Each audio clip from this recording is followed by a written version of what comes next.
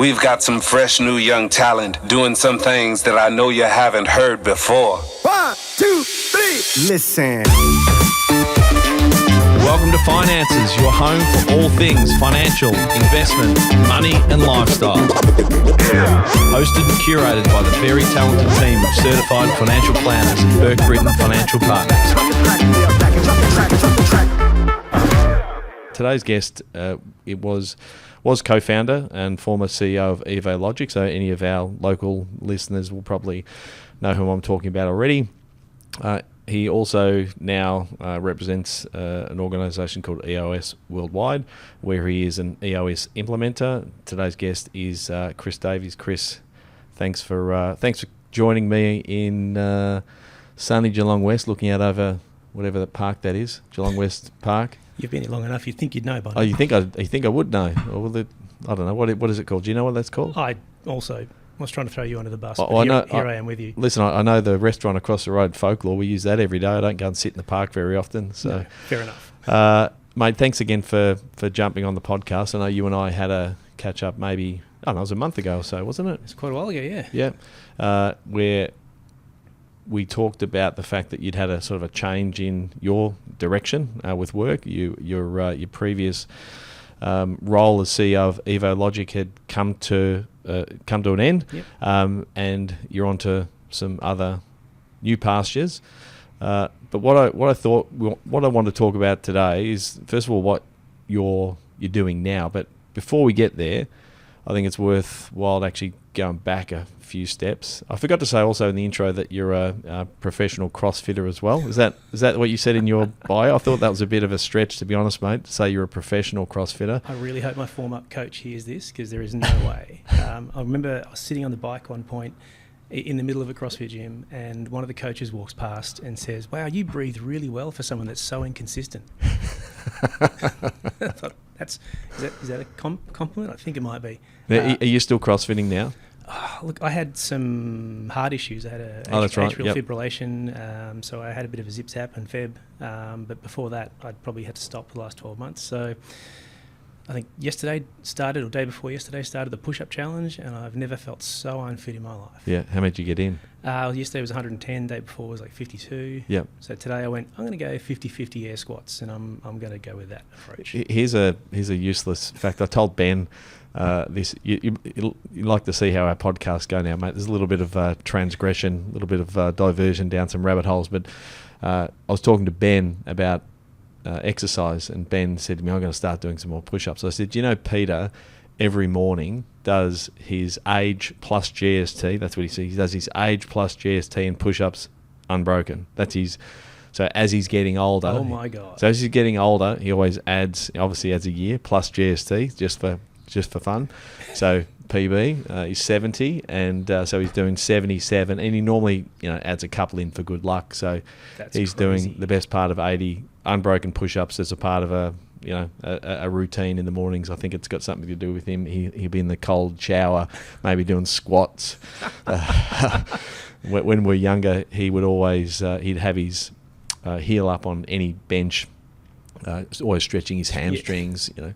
I tend to do that now as well. Anyway, we digress. Let's get back to Chris Davies. So Chris, let's go back to early days. Let's go back to South Australia, where you were born and how you eventually came to Geelong. Or not eventually, because it wasn't too long after you were born that you moved to Geelong. So let's start where you were born, your parents, and then where you went to school. Parents were Welsh immigrants, so paid for by BHP to come over, and my dad's an engineer who worked at the Whyalla steel mill in South Australia. So red dust as far as the eyes can see. Thankfully for me, I see in hindsight, they moved to Geelong when I was 6 months old. Dad was an engineer in one of the lines out of Alcoa. So Grovedale, Dad's still in the same house. Grovedale Secondary High School was across the road. Yep. I had no choice in going anywhere else. So no private school for you back then, mate? It's just you go to the school that's nearest that you can walk to. Well, that's what it used to be, right? I'm tipping your parents didn't drive you to school. Well, I was always the last one. I was always late because I'd hear the bell go off, then I'd get out of bed. Yeah, it's you're making literally across the road. making efficient use of your time. No point wasting. I'm sure you were doing something productive in that time. Were you, or sleeping? Rest, right? Rest, It's the yeah, most that's important productive. thing we can do, right? Yeah. As a teenager. But yeah, that was a great school. I've got lots of great stories about, like, some people will judge a technical high school for being a technical high school, and there are some phenomenally successful people in my year from that same school. That I just feel it's more about who you are than it is about the school you go to. Yeah, 100%. And a similar story with I was West Tech, or Western Heights Secondary College, and also Bell Park Tech, which then became part of the amalgamated Western Heights. But yeah, a number of people that I went to school with that have become extremely successful, and some of them are my best mates. Yep. Like two of my best mates are two of the most successful people that I know. And yeah, it's like you said, it's what's in you, but it's also I suppose your desire to actually continue to improve and get better and be curious about the world and everything. That's that the key. Yeah. Consistently learning. I mean, my wife grew up in Corio Nor Lane, so we have arguments about who's married the wrong side of the tracks. Who married up here? I'm not sure. How long did your wife live out in Corio Nor Lane for? I think she was probably early teens when they moved to Manny Heights. Okay. So and then Did she go to school out there? primary school, and then went to Sacred Heart after Okay, that. So yep. Catholic family. Yep. So yeah, I burst into flames when I walk into the house every time. Of course. Why wouldn't you? But yeah, Grovey was amazing. Great place to grow up.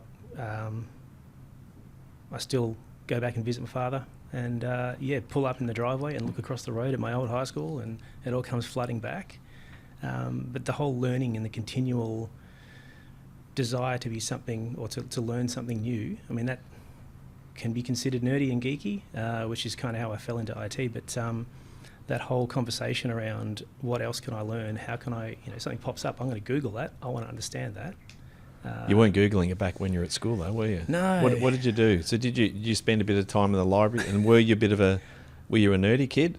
No, I was it's probably similar to, you see it in my own kids, that whole doesn't quite meet potential, disruptive influence in class, could do better. Yeah, I think we've had this conversation Likes before. to be the centre of attention, easily distracted, that kind of thing. Yep. So I wasn't necessarily the centre of attention, but 100% distracted, always looking out the window, something else interesting. Must be happening somewhere else, something more interesting than this. My parents had a full set of Funk and Wagnalls encyclopedias, and that was about it. Wanted to be a jazz musician. Okay. Or an architect. Didn't do the right maths to get into architecture, so my dad brought out the old course guide and said, well, this is the course, the score you've got, you should do this electronics degree. And so you did. And that was that Deakin? Yeah, so Rusden campus up in Melbourne. So Okay. Lived in Melbourne with a mate for a year.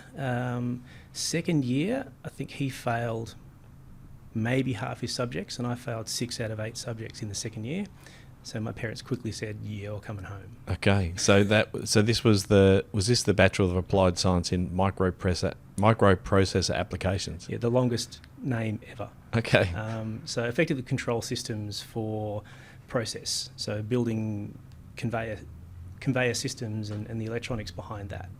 And so you were there for a year, and you did terribly? Second year, terribly. Okay. Had to go in front of the academic performance committee and convince them to let me back in. Show cause?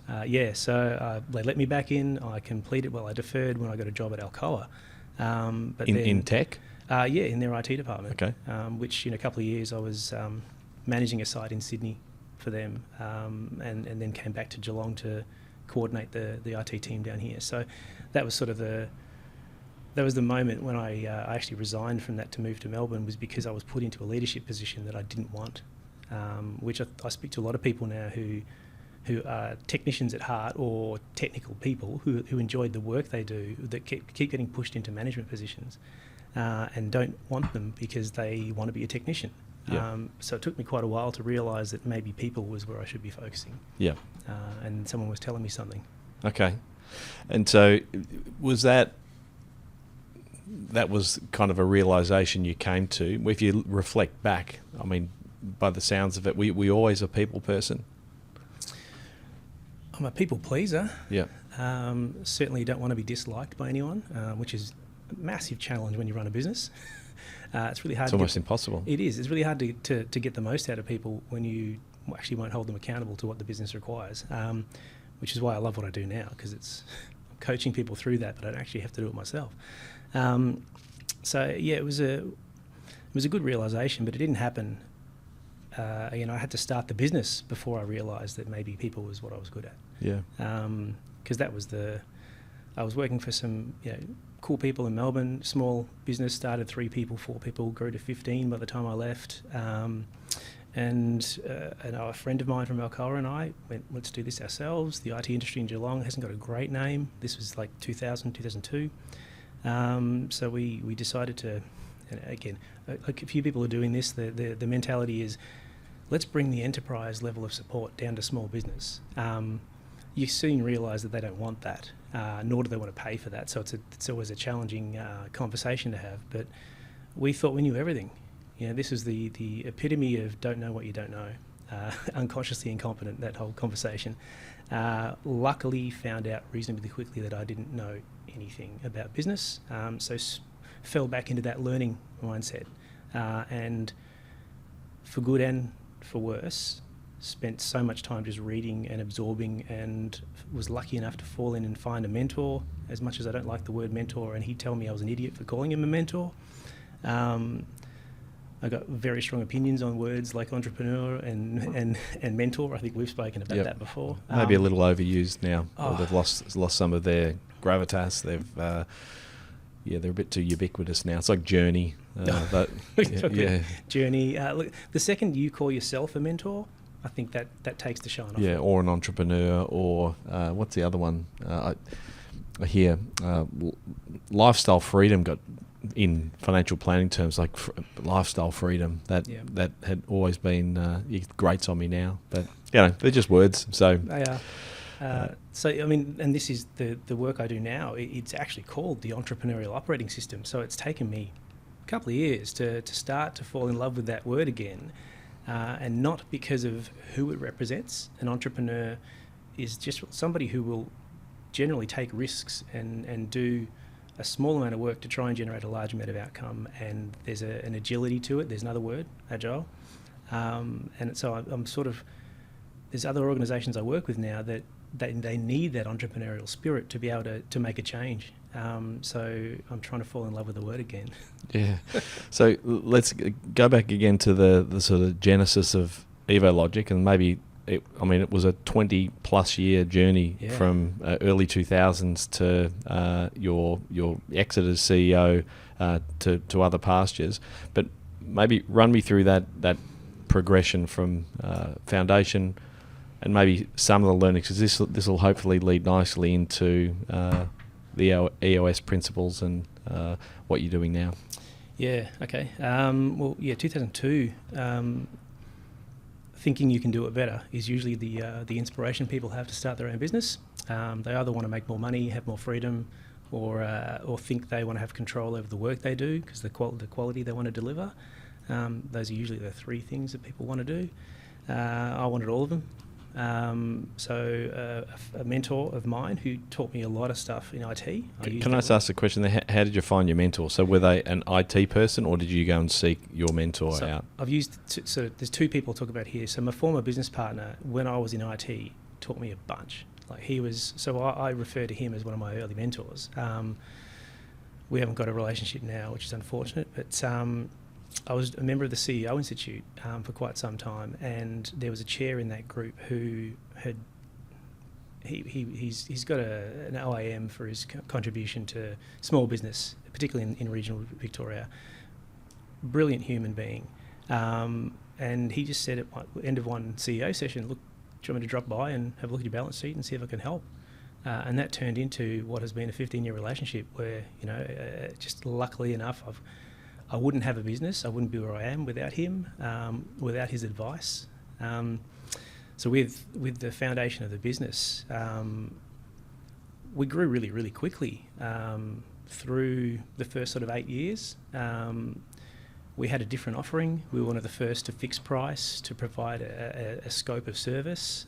A lot of the competition at the time was still PC-based, and they were just it breaks, we'll come and fix it and we'll charge you for it. And if it takes us 3 hours or 15 minutes, you'll get charged 15 minutes or 3 hours. So we were fixing that price. We were wearing the risk.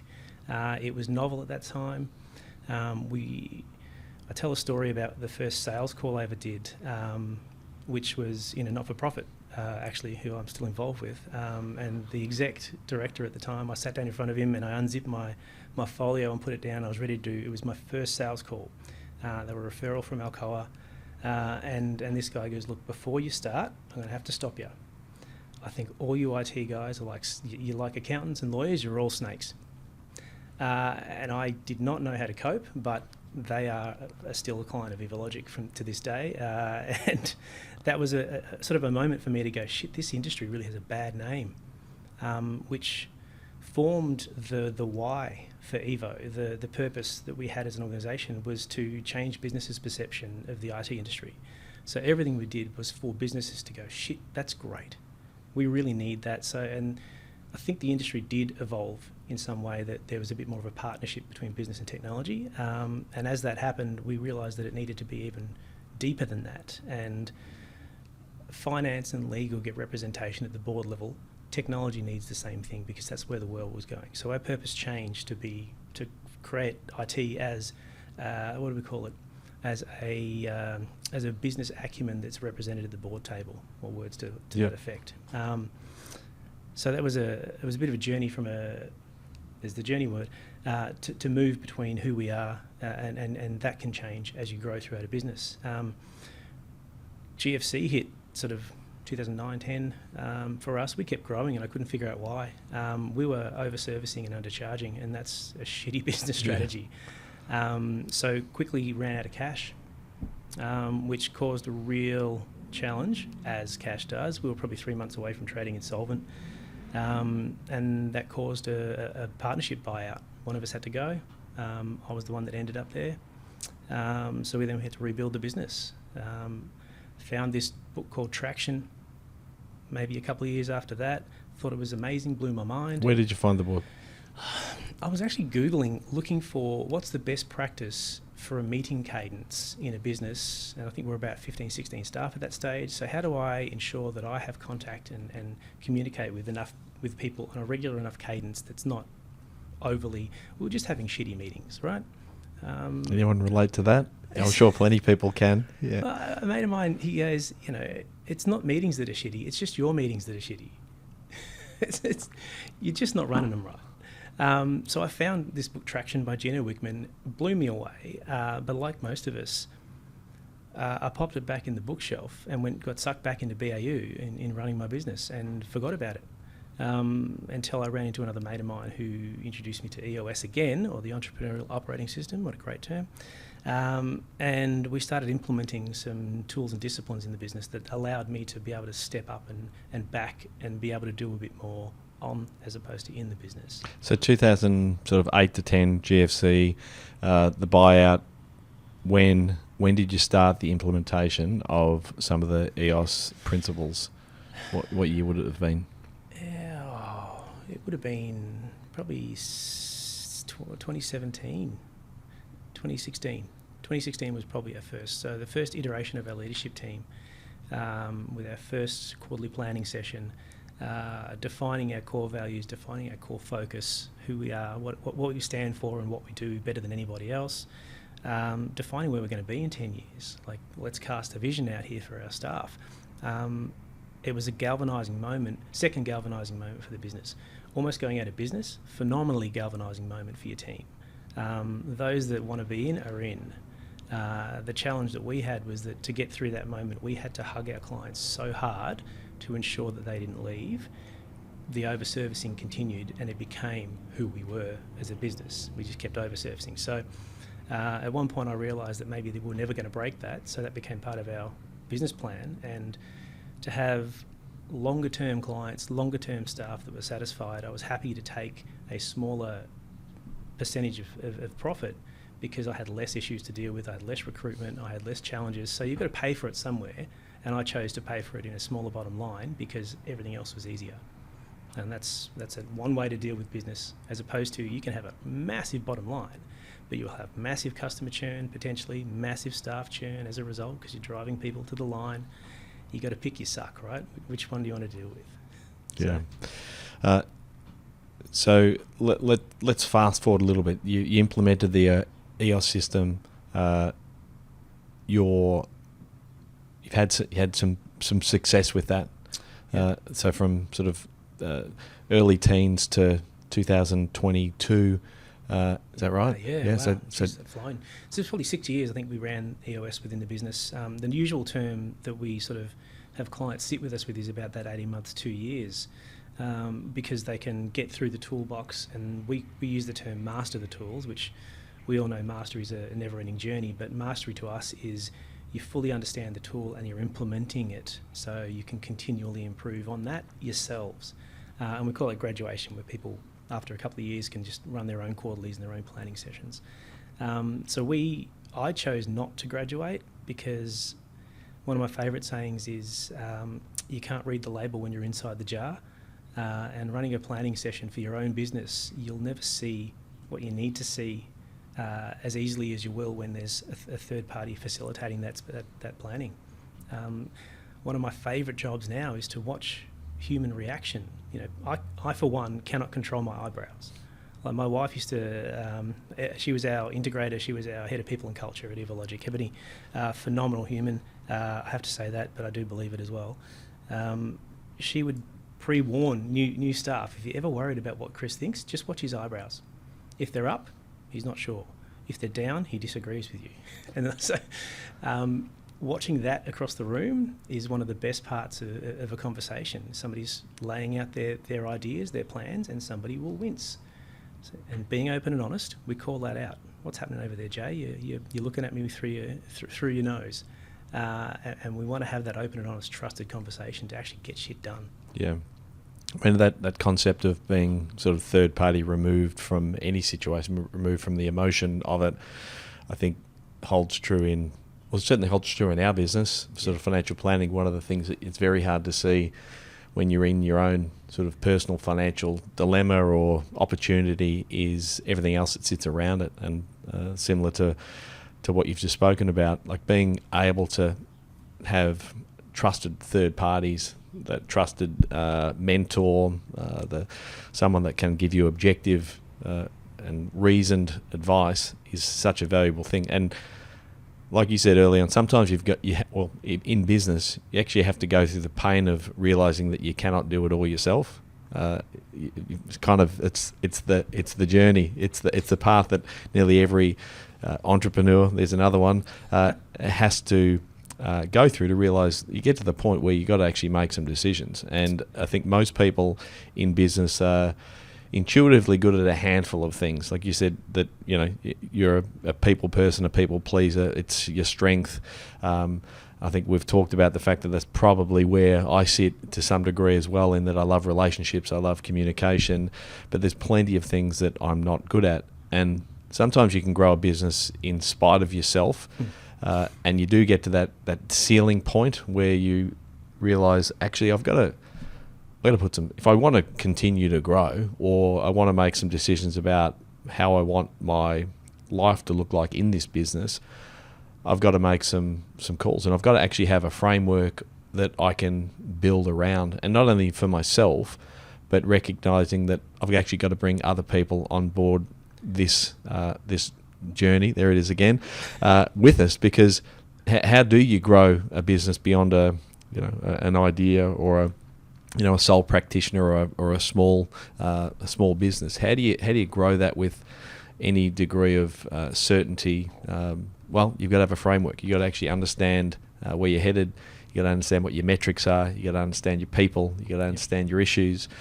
So when you read the book and you started implementing it, were you literally just implementing it out of the book? Like you just took it and went, okay, this sounds good, I'm going to start to roll this out with myself, or did you pull in your leadership team and say, this is what we're going to do? How did it work? Well, like most, I guess, owners of an organisation, you probably, it's challenging to try and bring people along. And I use the term a terminology sometimes where, as a small business, you can only afford a certain type or a certain caliber of employee, and more often than not, you have to bring them up to the level that you need them to be at, because we're all trying to make a little bit of money here, and that's the whole point.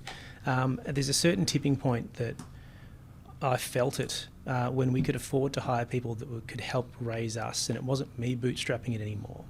One of the lines I use all the time, probably too much, let's be honest, is we have the answers to all our own problems. We just don't have the capacity to execute on them. So you know, as an owner, intrinsically, in your gut, what the problems are and where the issues are, but you just perhaps don't have the tool set or the time to be able to train other people to do it for you. So And execute, like get shit done. Being able to delegate, like we talk about delegation all the time, and delegation to a lot of people is abdication. Like, I'm going to give that to someone. I'm going to hire a smart person that I like, that I'm paying a lot of money, and just expect them to do the job. But I'm not going to be clear about what the job is. I'm not going to be clear about what the outcomes I want are, and I'm not going to provide them with active feedback on a regular basis. So, and when they don't get it right, I'm going to get really angry at them because I'm paying them a lot of money. Really common story. So just building a little bit of structure around that, so that, you know, there's two things I want to do as I reflected after, you know, I've built a business over 20 years. I feel it was successful by certain metrics or what other those, and it's almost irrelevant what other people think. Now I get the chance, and I've been through cycles, I think most business owners, and I would wager that you've been through these cycles as well, where you genuinely love what you do. And then, if one more person walks into my goddamn office with a people issue, I'm going to flip this desk and leave. You know, I'd have joke moments with Ebony and say, I'm going to push that server rack in the street, set fire to it, and go and work at Officeworks. I'm just that over it. Because you don't know where to go. You've got no tool set. You've got, you know, your experience is only your experience. So to be able to build a team around you and delegate down, that takes a little bit of an elevation of your thinking. There's a model, the thinking and doing pyramid, that is taught that if you want to elevate your level of results, you've got to elevate your level of thinking and your level of doing. I spend a lot of time elevating my level of thinking, not necessarily my doing. You know, I'm like you mentioned before, I've been through, and I still carry the imposter syndrome heavily. Why am I here? Why do I deserve what I've achieved? But I always used to say, you know, do I have a great business because of me or in spite of me? Would it be better without me? Because I see people and they're hustling hard, and I'm not a hustler. I'm a thinker, and then I'm a planner, and then I'll do some stuff, and then I'll go, oh, shit, should I have said that? Should I not have said that? And I'll go and doubt myself for a little while, and I'll come back. But I see people with this fear and this uncertainty and this doubt and shame about what they aren't achieving, and they'll never open up about it. So having owners fall in love with their business again, that's genuinely what gets me going. And then on the other side of that is to watch people exist in organisations that just have a complete vacuum of leadership and no concept of management and providing people with a picture of what good looks like. It's a goddamn human right for people to turn up to work and love what they do. So how do we do that? Gino Wickman's built an amazing mousetrap, and I don't need to find anything else. So I'll help people with that. Yeah, awesome. It's funny. I know we spoke about it when we had coffee a few weeks ago, but there's so many. What's the quote? When you see the way broadly, you see it in all things, meaning that you start to see these when you start to open yourself up to understanding, you actually see these concepts applied, you know, in many different ways. Yeah. But then you'll find someone that says that articulates in a way that you go, that's me. That speaks to me. That's something I can actually work with. I know we have done a little bit of work with Echelon Front, which is Jocko Willink's crew in the US, and thinking about. He talks essentially about the fact that every problem is a leadership problem. Yes. And if you boil it down, the the leadership issue is one that begins and ends with you. That the idea of extreme ownership, that everything is your fault, and if it's not, you need to find the reason why that potentially was your fault. What was it that you could have done better? Even the things that happened in spite of you, you might not have control over it, but you've got control over your response. You've got control over how you react after something that's occurred that was out of your control. Can you use that? Yeah, and that's it. And when you actually, it's empowering when you start to realise that nearly anything that happens to you, it's okay. There's a learning in it. There's something that you can actually grow from if you've got a framework for thinking and allowing your team, if it's a business, to actually have structure when things go wrong. And even that idea of, I think Jocko would call it decentralized command. That idea of giving people responsibility, but like you said, not just leaving them alone, not giving them any support, but constantly saying, what do you need so that you can be successful? Because that idea of having an army of people that think the way you do and have a framework that they can rely on and lean back on in times of difficulty is why I suppose even in business ourselves, we've like you, we've sought over time. We've tried, we've spent time with PwC. They've done work with us. We've used some of Jim Collins' philosophies. Peter did did the fast track program in Melbourne a number of years ago. And you do glean bits and pieces, but still, even our business, there's still those elements of a framework, a robust framework that everyone understands, that everyone believes in, that can help inform where you're going, so the mission, the why, but also make sure that people understand their part in it. Well, there's a reason we call it an operating system. Yeah. So I was going to say it's. I think it's obvious why you found it, mate. The operating system. Operating systems. Of course. Come on, but the whole concept of an operating system is to abstract the user from the complexities of the system that they're working in, and we step into a business and it is a maelstrom of just stuff. There's 136 issues going on at any given time, and how do you create structure around that? And that's there's a CEO I'm working with at the moment who I gave him a copy of the book, and he's read it multiple times, and he goes, I've been in some significant management positions, and I reckon I've done 3-day courses on every one of these components, but nobody's ever pulled it together in this model. And that's the game changer from my perspective, is this is a teachable model, and then at some point you'll be able to walk the entire floor of your organisation and see people executing on your vision. And that's the ultimate, hair stand on end tingly moment for a business owner and a leader when people get it, because most business owners, they've got a great vision for their business. They know where they want to go, but they just don't tell people about it. They might write it down, but it gets stuck into a drawer somewhere and it gathers dust. So how do you get that vision out of someone's head? Then how do you help an organisation build tools and disciplines to be able to execute on that vision with consistency and accountability? Accountability is a whole other topic. And then if you build a leadership team, a bunch of managers, high-performing humans often don't work well together. So you need to build some health and cohesiveness across that team. Building those 3 components into an organisation, that's where you start building a foundation for growth and consistency. And that's where the 6 key components in that EOS model. It might be worth, I know we can't read the book, but online or on the podcast. Wouldn't be very exciting and probably copyright infringement. Yeah, probably. But let's talk about those, because I think it's maybe worth, for anyone out there, the book is Traction, Get a Grip on Your Business. The author's Gino Wickman. We'll pop that in the show notes along with how to get in touch with Chris. But let's talk about those 6 key components. So for those listening, imagine I suppose a pie graph, the business, you and your business in the middle, and then around that there's 6 key components. It's like a Trivial Pursuit piece. There you go, right? that's it. That's a better description. with some cheeses in it, or whatever people call them, pie. We call them cheese in my family growing up. So every good business needs a vision. You need to be able to articulate in a clear way somewhere for people that you want to take them. Otherwise, it's a never-ending journey. So every good business needs a vision. You can't execute on a good vision without people. And we talk about having the right people in the right seat. You mentioned Jim Collins before.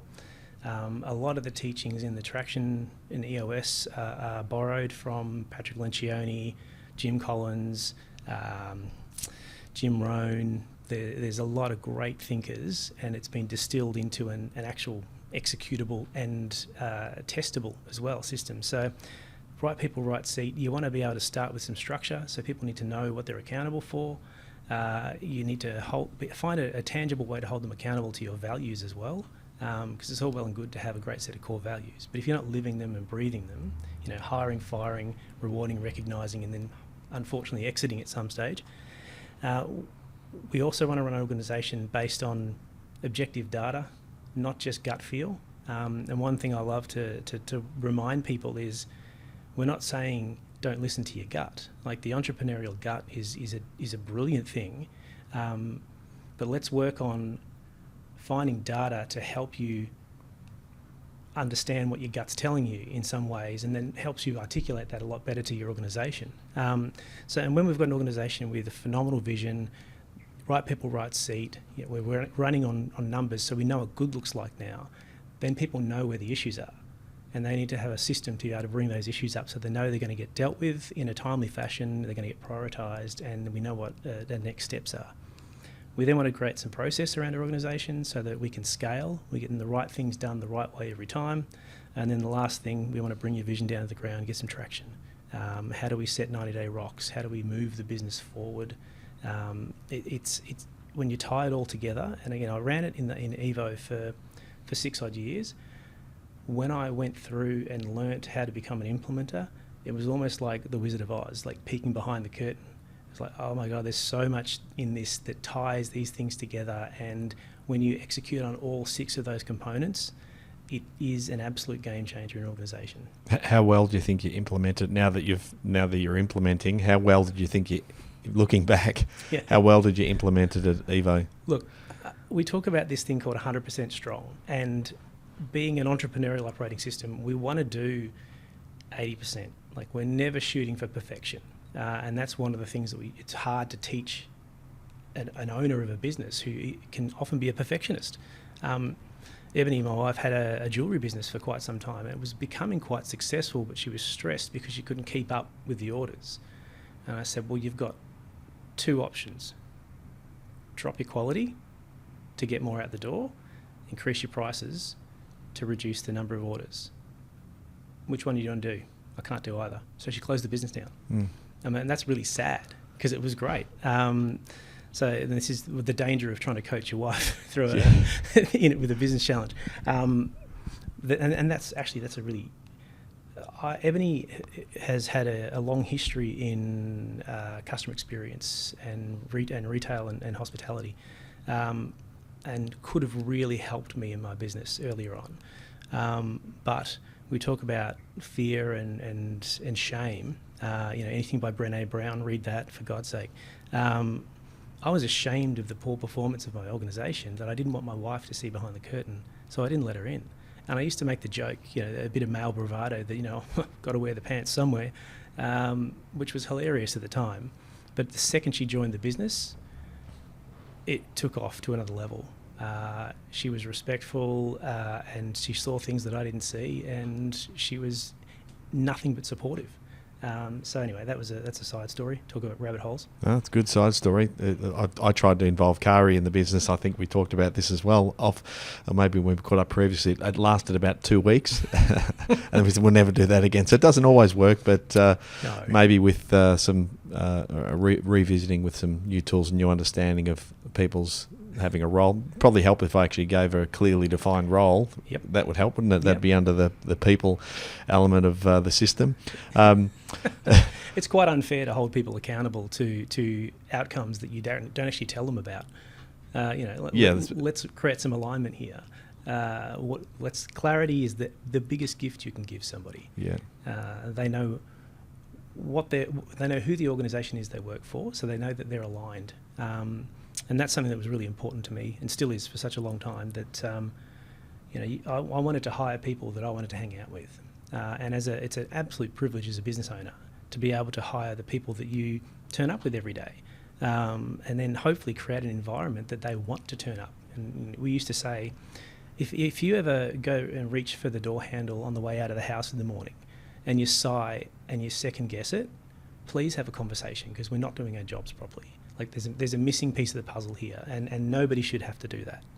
And that's that basic human right to love what you do. So just on that point, this could be a rabbit hole, but maybe not.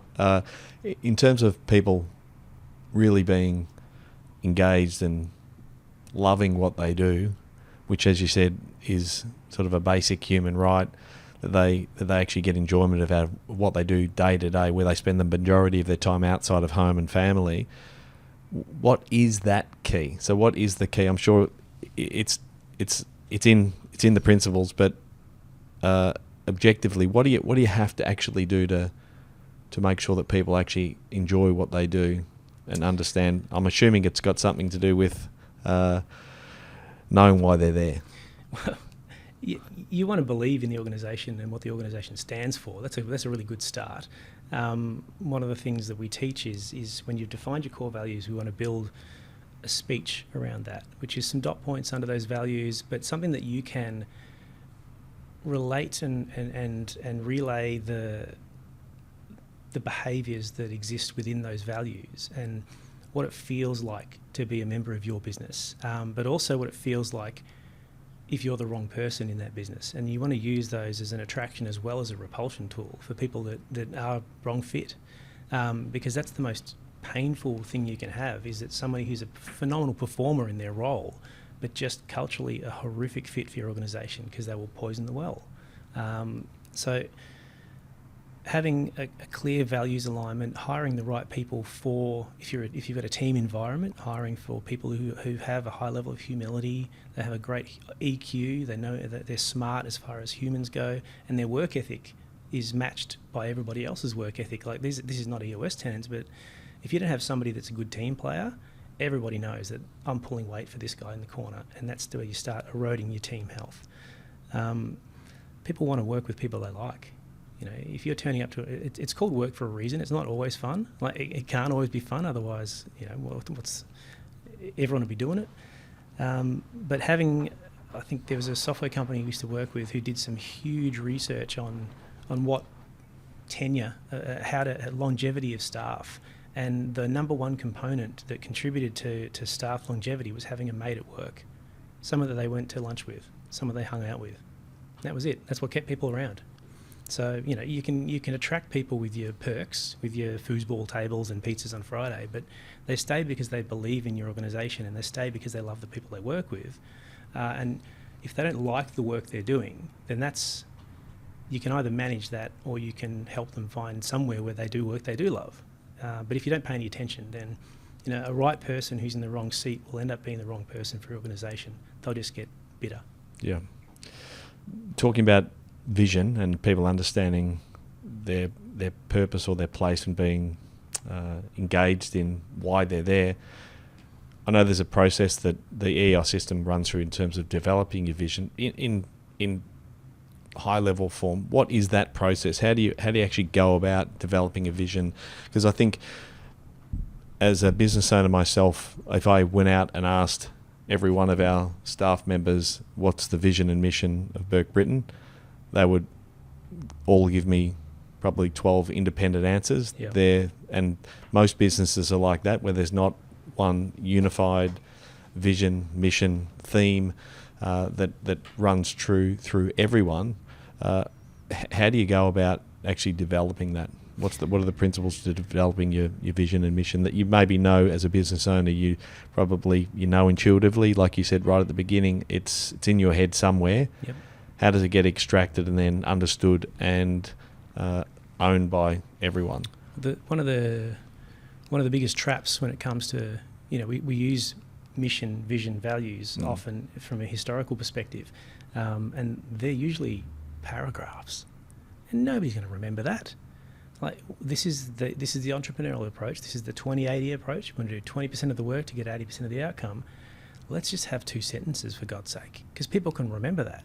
So if we've got a purpose, cause, or a passion, which is our why, we want to work through, and it's usually the founder of the business that brings that why out, because there's a reason they started it. And one of the tools that I used it this week, and it was fun, because the answers that were coming out of the owner of the business were just, oh, we want to be different and whatever. And it's like, yeah, great, everybody does. Yeah. What pisses you off about your industry? Why do you do what you do? What do you get out and go, God, these people, they don't know how to do that. What pisses you off? And then, well, so we talk about anti-values a little bit sometimes, because that's the inspirational stuff is, yes, we all want to be shiny and bubblegummy, but what pisses you off? And that's a driver. So the story I told earlier about all you IT guys are like snakes, like that caused my purpose and EvoLogic's purpose to come to the forefront, because shit, our industry is looked at in a terrible light. We can't stand for that. So that became our cause. Like, we had to change that for the world, or for Geelong at least. Again, whether we had made a dent in the universe or not, I don't know. But we certainly had a great business that people from where, as far as they told me, loved being there, and we had some long-term clients that we just loved working with. I get sick of people saying, it's not personal, it's just business. It's bloody personal. Like, it should be personal. If it's not personal, why are you doing it? Like, let's get passionate and bring some love back into some stuff. Like, now I'm getting a bit airy-fairy, but... No, I like it. I love that idea of sort of anti-values, because I think that's it. We tend to all gravitate towards the negative more than the positive. It's hard to see. It's actually very hard to see the positive. You and I have spoken about this in the past, where you are your own biggest critic in business, and even as team members, we tend to set the conditions where people tend to focus on the negative without the potential solution. But actually you can potentially use that as to your advantage by saying, well, these are all the things that we're not happy with. These are the things that the industry doesn't do well, that pisses us off. They're the driving force behind what we want to be. It creates passion. It inspires, because people like to see change. Let's not focus on the negative though, and that's something that I know Evo. We are good at what we do at Evo. And I say we, I'm not involved there anymore, but there's still some phenomenal humans there doing great work for people. We're own worst enemy, own worst critic, never good enough. Why did we miss that? God, we never celebrated the wins. And providing some context on that is nice now with some external parties who've purchased the business. Now the staff that were there going, geez, we were really good. I said, well, you still are good. Continue to be good, and don't settle for anything. I think it's a Fangio quote. Always strive to be the best, but never believe you are. Like, that's the humility that should come with, which is actually one of the core values of EOS worldwide, is humbly confident. Like, we know our shit, but we're not going to be dicks about it. That's me paraphrasing, of course. I like it. I remember that one. Yeah. Now, mate, we've been talking for, would you believe, nearly an hour. Jesus. So let's talk a little bit about those people that are listening. Small business owners in general. Who is the type of person, business owner, entrepreneur that you potentially can support? Who are they? What do they look like? And how can they get a hold of you? Well, we part of it, creating a vision for an organisation, is to understand who's going to help you get to your vision, which is effectively a marketing strategy: psychographic, demographic, geographic. Who's your target audience? Businesses between 10 and 250 staff that are entrepreneurial, so they want to do something new and interesting. They are open and honest and seeking for help. The EOS will never work in an organisation that thinks it knows better, or like I used to do. And this is the negative side of constantly learning. If you read 100 books every year and want to try every single one of them, that's probably part of your issue, right? I used to talk. We talk about growth on a ramp is constant pain, but growth on stairs provides growth and consolidation. And again, trying to teach my children, like, if you never stop to consolidate what you've learned, how do you know it's the right thing to learn? You're not testing it against anything. So the EOS model gives you that option to be able to, over the period of a couple of years, really embed tools and disciplines and consistency into a business, and then you can test. If you pull all the levers at the same time, you don't know which one works. So we have a method to roll that out across organisations. So you've got to be open, you've got to be honest. Again, that's a tenet that sits through every one of our sessions, is if you're not going to be open and honest, you'll never move forward. So it's got to be someone who's willing to challenge the status quo, and they're probably more afraid of the status quo than they are of change. Yeah. The program itself, so what you mentioned, getting the group together, being open and honest. What are the sessions look like? Meaning, how long does it go for? How long are you acting as mentor or guide or implementer for them? Yeah. So the process we move through is there's an initial day which is called a focus day, which is 7 hours plus or minus an hour, with your leadership team in the room. We go through 5 things that are going to test me now. We talk about a concept called hitting the ceiling, which is to get some common language across an organisation around what growth looks like, and then how do you break through ceilings that you inevitably will hit. We build an accountability chart, which helps get some structure and clarity across the organisation. We help you set some rocks, some big tasks to get done in the next sort of 60, 90 days. We install a meeting pulse, so we teach you how to run solid meetings that we want you to score at the end of it, and we want you to get 10 out of 10 out of everybody in that meeting, which is a good test for value. And then we want to build a scorecard, so you know what good looks like at that leadership team level. We want to build some numbers, some metrics. So that's day 1. 30 days later, we come back, and there's a day called Vision Building Day 1, where we review all the work we did on the first day, make sure it's right, because you've lived with it for 30 days. There'll be some things that we want to tweak. Then we start going through a core values exercise, which is a discovery process about what's core to you, not aspirational core values that you think you might be or you were at one point. There's all these traps that people fall into. We want to create a core focus, which is who you are, why you do what you do, and what you're best at in your industry. And then the 10-year target that we want to set out, which is an energizing aspiration, like Jim Collins calls it, a BHAG, big, hairy, audacious goal, just out of reach, slightly scary, but should be energizing. When you say to your team, this is where we're going to be, you should get a resounding we're in. And that's the goal of the second day. Third day, we continue reviewing the work that we've done. We then go through and we build a marketing strategy. We paint a 3-year picture of the business. We then build a 1-year plan for the business, and then set a 90-day target and some rocks to move forward. All the time building some cohesion across that leadership team level, and also pulling out issues that we can then prioritise and solve. So that's the first 60 days. There's 3 sessions in that. And then we roll into quarterly planning. 3 quarters, a 2-day annual. We review everything. We ensure you review the past, learn from it, but let it go, and celebrate the wins. We reset some targets. We then cast out some rocks for the next 90 days, and we continually move through that cycle. So you get a scorecard to keep your BAU going. We know you've got to keep the lights on, but we also then need to move towards a vision. So that's where your larger tasks, your rocks and so on, again, that's another Stephen Covey borrowed, co-opted, however we want to call it.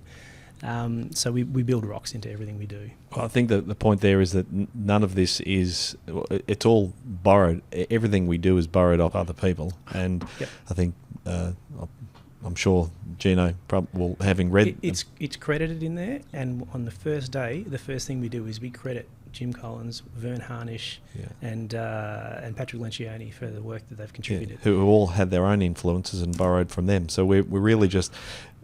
We're trying to gather together the pearls of wisdom from those that have gone before us and have it in a consolidated manner that is easy for us to understand. And that's the thing, even having not read the full book yet, but even just the first few chapters, what I have enjoyed about it is it's a structure that sort of resonates because it draws from lots of other things that I've read and understood and maybe haven't implemented or implemented poorly.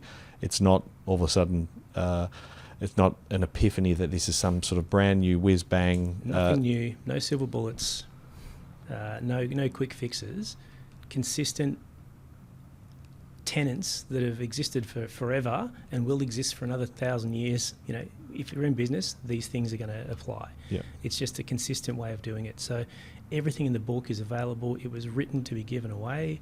EOSworldwide.com. All the resources can be downloaded from there. There's thousands and thousands of people around the world self-implementing, and there's also about 25,000 businesses around the world using an implementer. There's 800 implementers around the world. There's 34 in Australia, and we're lucky enough to have 4 of them in Geelong and the Surf Coast, which is insane. So anyone out there listening to this, what would you encourage them to do? Do they get the book, read it first, and maybe contemplate implementing it themselves? Do they give you a call and say, hey, run me through it? What would you propose? Oh, look, if you're a slightly introverted, like to learn your stuff first person like I am, read the book for sure. Traction's an amazing book. There's also a book called Get a Grip, which is a fable version of Traction. Talks about a business that's struggling. They find somebody who can help them implement it, and they run through how it works within their business. And that's I really enjoyed that one because it's a story. It's much nicer than reading a textbook. But one thing that anyone in EOS will do is, to anyone who's interested, and this is school groups, this is anything, if you want to learn this, we will happily give 90 minutes of our time to teach you the model, the tool set, and the process that we go through, with no expectation of anything at the end. Beautiful. Mate, I think you mentioned it, but it's worth repeating again how people can get a hold of you.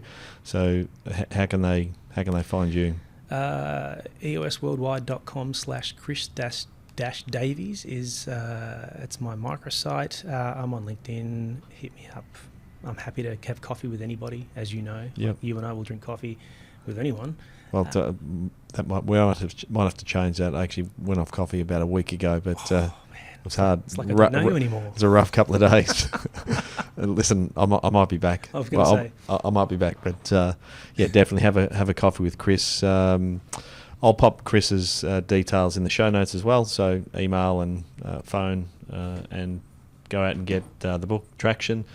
Chris, I really appreciate the chat. Always enjoy listening to you and sharing some sort of anecdotes about how we've succeeded and failed in business over nearly 2 decades, the both of us. So thanks again, mate. Look forward to having you back on the podcast in the future, and maybe getting a few more stories of businesses and entrepreneurs that you've helped guide through this system. So thanks again. Fun, man. Cheers, mate. Thanks for having me.